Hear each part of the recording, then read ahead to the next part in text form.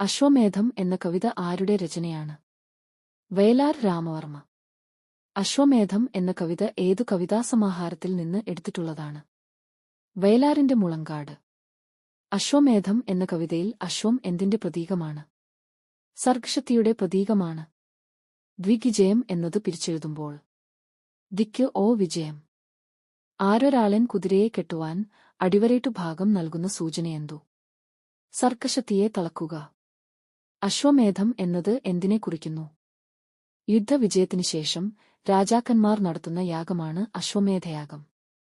അശ്വഹൃദയം എന്നത് എന്തിനെ കുറിക്കുന്നു?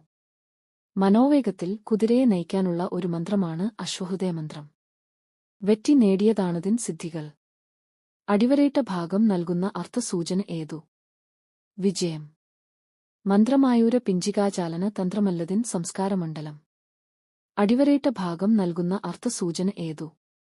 മയിൽ പീലി ഇലക്കം. നിങ്ങൾ കണ്ടോ ശിരസ്സുയർത്തി പായമെങ്കുതിരയെ. ചെമ്പൻകുതിരയെ. ചെമ്പൻകുതിര എന്ന പ്രയോഗം എന്തിനെ സൂചിപ്പിക്കുന്നു? വിപ്ലവത്തെ, വിപ്ലവചിന്തയെ, മാറ്റത്തിന്റെ ശക്തിയെ.